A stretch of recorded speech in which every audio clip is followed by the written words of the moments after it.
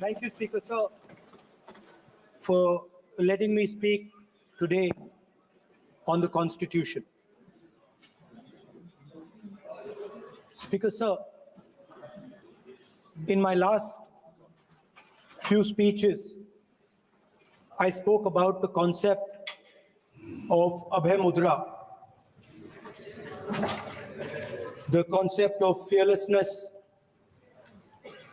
truth, and non-violence. And I showed the House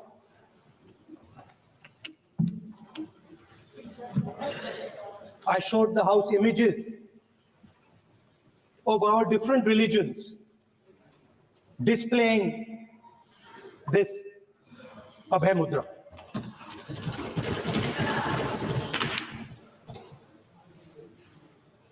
People call the Constitution the longest written constitution in the world.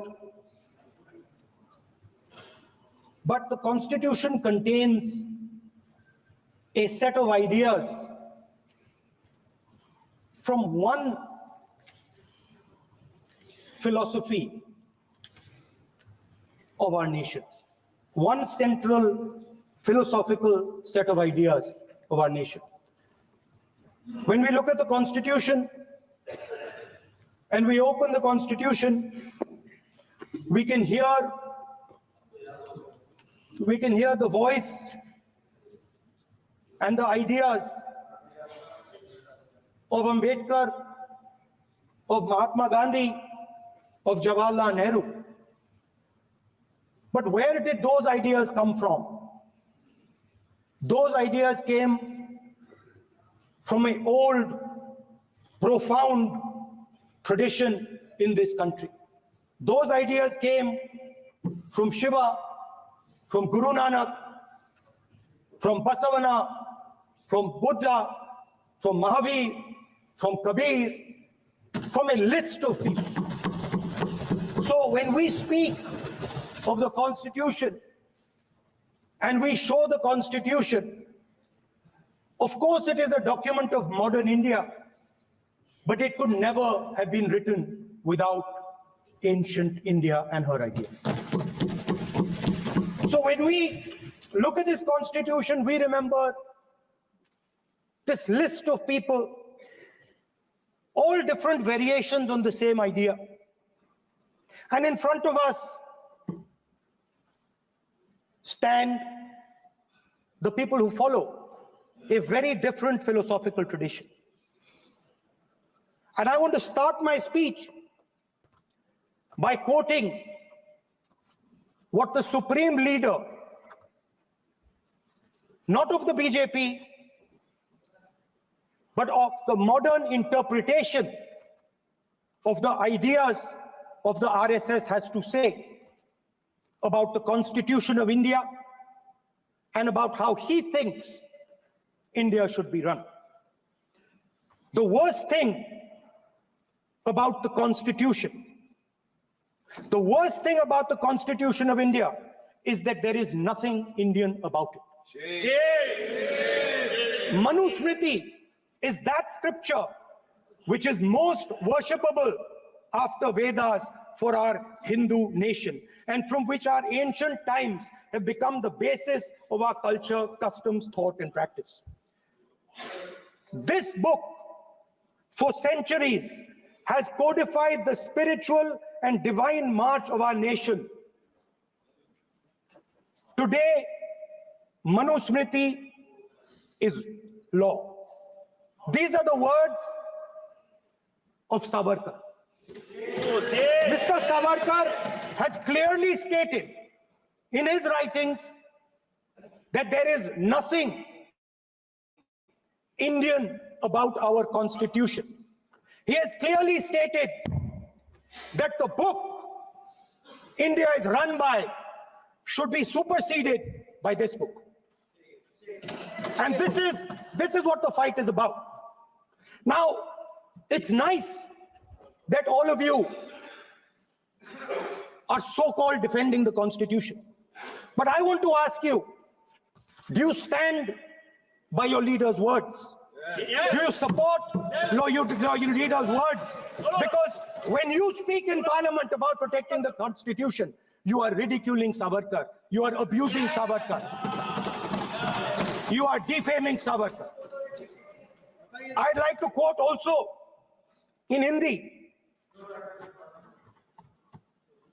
Bharat के संविधान के बारे में सबसे बुरी बात तो यह है कि इसमें कुछ भी भारतीय नहीं है। भारत के संविधान के बारे में सबसे बुरी बात तो यह है कि इसमें कुछ भी भारतीय नहीं है। यह आपके नेता ने कहा था, जिसकी आप पूजा करते हैं। Speaker sir, I described in my first speech the idea of a battle taking place. I described the Mahabharata, described Kurukshetra. There is a battle taking place today in India. And on this side are the defenders of the idea of the constitution. And from each state we have one. If you ask us Tamil Nadu, we will tell you Periyar. If you ask us Karnataka, we will say Basavana. If you ask us Maharashtra, we will say Phule ji, Ambedkar ji. If you ask us Gujarat, we will say Mahatma Gandhi. आप speaker को You praise these people. You praise these people hesitatingly because you have to. But the truth is that you want India to be run the way it used to be run. जैसे हिंदुस्तान पहले चलाया जाता था, वैसे ही आप हिंदुस्तान को चलाना चाहते हो। मैं बता रहा हूं, आ रहा हूं। पेशेंस रखिए थोड़ी, इतना एक्साइटमेंट नहीं होना चाहिए।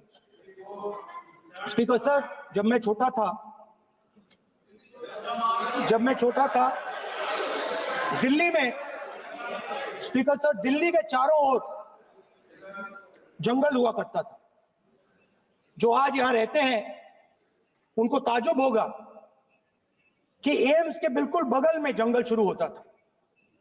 जहां रेलवे म्यूजियम है वहां पे जंगल शुरू होता था। वैसे ही जंगल में, दोनों नॉर्थ और साउथ, वैसे ही जंगल में हजारों साल पहले एक युवा, 6-7 साल का युवा, हर रोज सुबह उठ के 4 बजे उठ के एक बच्चा, वाह बहुत बढ़िया, एक बच्चा 4 बजे उठ के तपस्या करता था। हर रोज सुबह तपस्या, हर रोज सुबह वो धनुष उठाकर तीर कमान चलाता था और घंटे उसने तपस्या की, सालों के लिए उसने तपस्या की।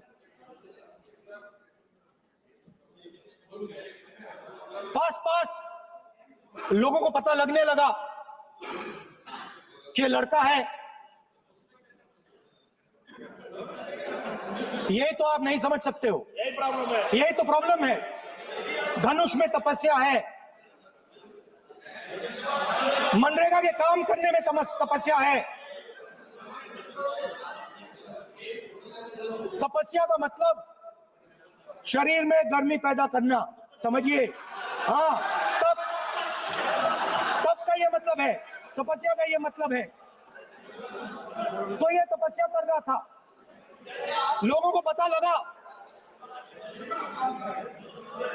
और वो गुरु के पास गया।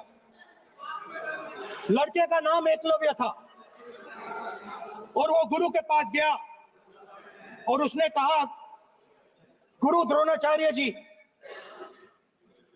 मैं सालों से धनुष चलाना सीख रहा हूं, मैंने अपनी पूरी शक्ति इसमें डाली है,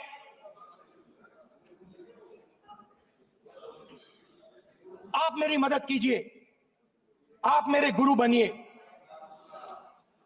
द्रोणाचार्य जी ने एकलव्य को कहा कि आप ऊंची जात के नहीं हो,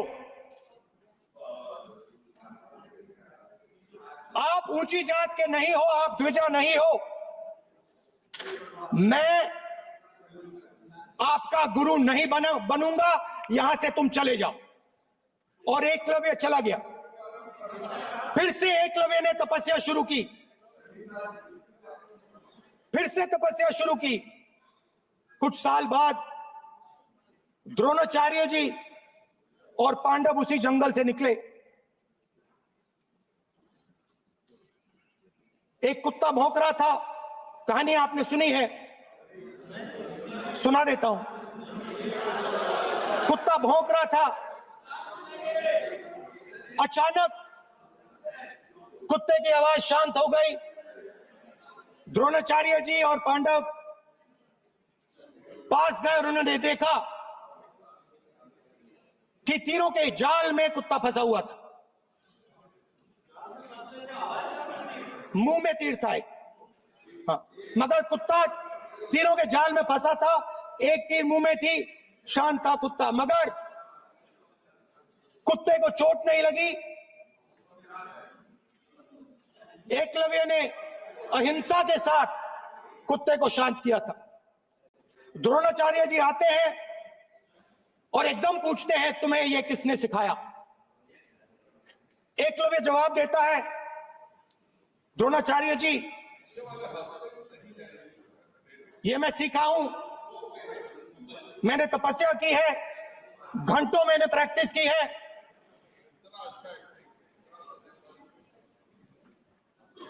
आपने मुझे गुरु बनने से मना किया था, तो मैंने एक मूर्ति,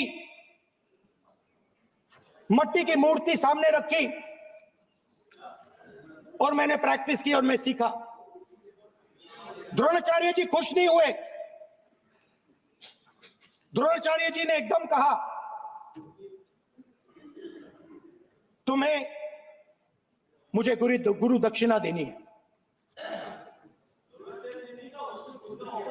नहीं नहीं, ये आपकी स्टोरी है, ये आपकी स्टोरी है। मेरी स्टोरी है कि द्रोणाचार्य ने पूछा,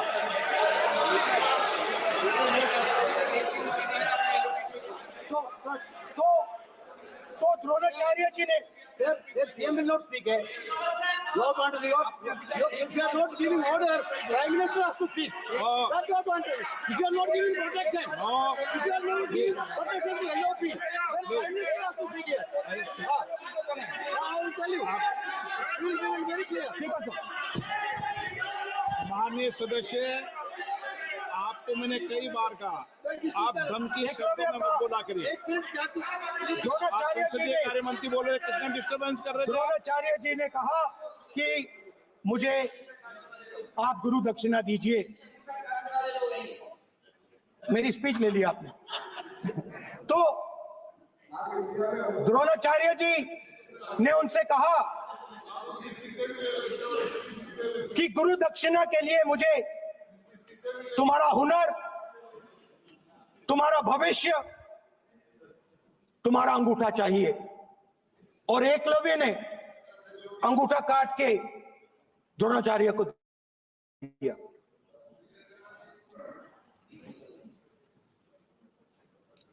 यह अभय मुद्रा है। इसमें कॉन्फिडेंस, स्ट्रेंथ, निडरता कहां से आती है? हुनर से आती है, इस अंगूठे से आती है। ये लोग इसके खिलाफ है। जैसे द्रोणाचार्य जी ने एकलव्य का अंगूठा काटा, वैसे ही आप पूरे देश का अंगूठा काटने में लगे हुए हो।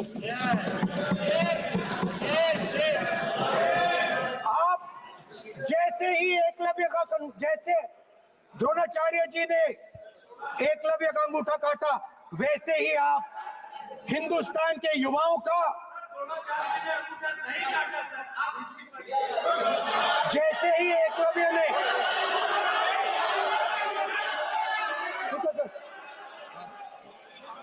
जैसे जैसे एकलव्य का अंगूठा काटा गया, वैसे ही आप हिंदुस्तान के युवाओं का सबका अंगूठा काटते हो। जब आप अदानी जी को धारावी देते हो, तो आप धारावी के जो एंटरप्रेन्योर्स हैं, जो स्मॉल एंड मीडियम बिजनेसेस हैं, उनका आप अंगूठा काटते हो। जब आप हिंदुस्तान के पोर्ट्स, एयरपोर्ट्स, डिफेंस इंडस्ट्री, ये सब जब आप अदानी को देते हो,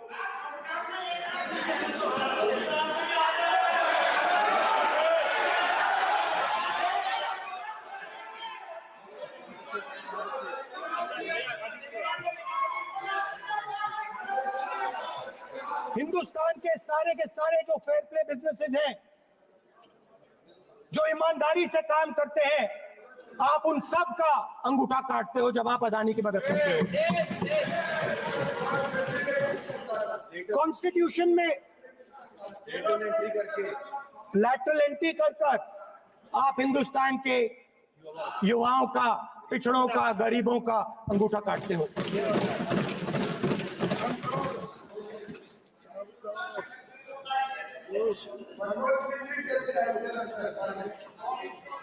सर, स्पीकर सर, जैसे एकलव्य ने प्रैक्टिस की थी, वैसे ही हिंदुस्तान के युवा सुबह उठकर 4 बजे उठकर अलग अलग एग्जाम्स की तैयारी करते हैं। आपने देखा होगा, पहले हजारों युवा सुबह उठकर रनिंग करते थे, वेट ट्रेनिंग करते थे आर्मी में जाने के लिए। जब आपने अग्निवीर लागू किया, तो आपने उन युवाओं की उंगली काटी।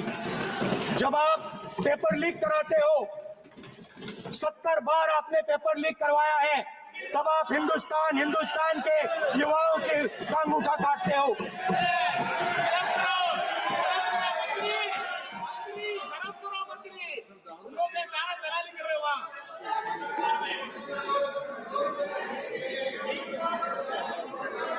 आज बाहर, दिल्ली के बाहर आपने किसानों पर टीयर गैस चलाया है, आपने किसानों पर लाठीचार्ज किया है।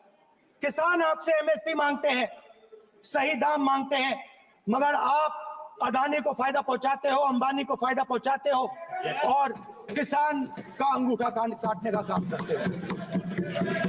देखिए, हम कहते हैं अभय मुद्रा, हम कहते हैं डरो मत, आप कहते हो हम आपका अंगूठा काट देंगे। ये फर्क है। एक तरफ कौन सर बोले, मेरे कहना है कि हम एक मिनट प्लीज बैठिए, आप बैठिए, प्लीज बैठिए, आप बैठिए। आज हम भारत के संविधान की 75 वर्ष की गौरवशाली यात्रा कर रहे हैं, और कर भाई ये चर्चा हुई थी कि हम संविधान की चर्चा करते समय उसकी उच्च कोटि की ये अपेक्षा है आप स्पीकर सर, आप राष्ट्रपति।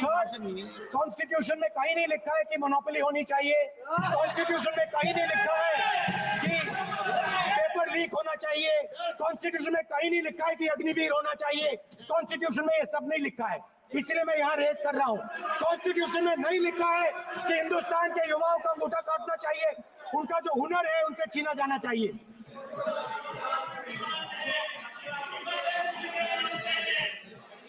बैठे कर रहे हैं सर, 5 बजे अब भी बैठे करेंगे। अब नहीं होगा, 5 बजे देखिएगा, 5 बजे देखिएगा क्या करते हैं। स्पीकर सर,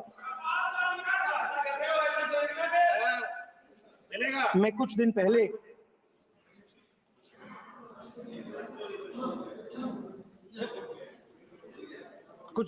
मैं हाथरस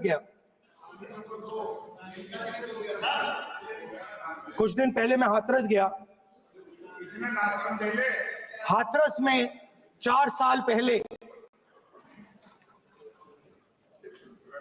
एक लड़की का बलात्कार होता है। गैंग रेप होता है। 3-4 लोग गैंग रेप करते हैं मैं 2-3 दिन पहले उस लड़की के परिवार के घर में गया।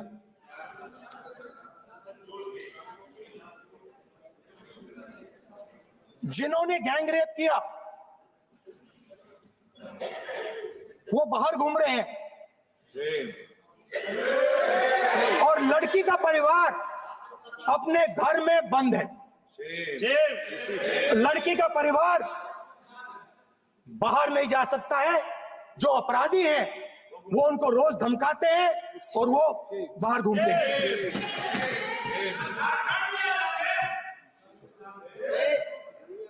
परिवार ने मुझे बताया कि बेटी का जो अंतिम संस्कार था वो भी नहीं करने दिया और चीफ मिनिस्टर ने इसके बारे में खुलकर मीडिया में झूठ बोला है। ये कॉन्स्टिट्यूशन में कहां लिखा है? ये कॉन्स्टिट्यूशन में कहां लिखा है कि जो बलात्कार करते हैं वो बाहर रहे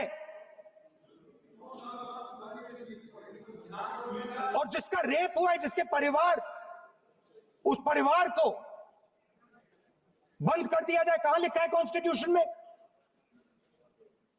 ये आपकी किताब में लिखा हुआ है, मनुस्मृति में लिखा है, मगर कॉन्स्टिट्यूशन में नहीं लिखा। और अगर आप कहते हो कि यूपी में आपका राज है और वहां पे कॉन्स्टिट्यूशन नहीं लागू होता है, वहां पे मनुस्मृति लागू हो रही है।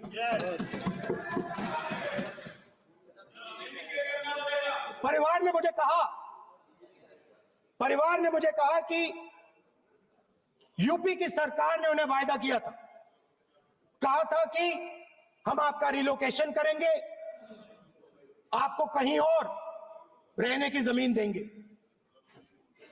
आज तक 4 साल हो गए हैं, आज तक उनका रिलोकेशन नहीं किया गया है। और हर रोज उन्होंने मुझे फोटो दिखाई, वो बाहर निकलते हैं और जिन्होंने बलात्कार किया वो धमकाते हैं उनको। तो मैं इस हाउस में कहना चाहता हूं कि अंबेडकर जी के संविधान वाले लोग, इंडिया गठबंधन वाले लोग, हम सब मिलकर उस परिवार का रिलोकेशन हम करेंगे अगर आप नहीं करोगे तो। और हिंदुस्तान के हर गरीब व्यक्ति को हम ये कहना चाहते हैं, आपकी रक्षा कॉन्स्टिट्यूशन करता है और ये बीजेपी के लोग कॉन्स्टिट्यूशन पर 24 घंटा आक्रमण करते रहते हैं। कॉन्स्टिट्यूशन में लिखा है prohibition of discrimination on grounds of religion, race, caste, sex और place of birth. The state shall not discriminate against any citizen on grounds only of religion, race, caste, sex, place of birth, or any of them. Some days back, youngsters from Sambal came to see me. Innocent people, they had done nothing. They were just, वो बस पास में थे, 5 लोगों को गोली मार के हत्या कर दी। ये कहां लिखा है कॉन्स्टिट्यूशन में? ये कहां लिखा है कॉन्स्टिट्यूशन में? तो लिखा है prohibition of discrimination of grounds of religion. और जहां भी आप जाते हो, एक धर्म को दूसरे धर्म से लड़ाते हो, नफरत फैलाते हो। कहां लिखा है कॉन्स्टिट्यूशन में? कहां लिखा है कॉन्स्टिट्यूशन में कि एक धर्म को दूसरे धर्म से लड़ाना है? कहां लिखा है कॉन्स्टिट्यूशन में कि दलित परिवार को बंद करके अंदर रखना है और उनके अपराधियों को बाहर घूमने देना है? कौन से कॉन्स्टिट्यूशन में लिखा है? मुझे दिखाइए।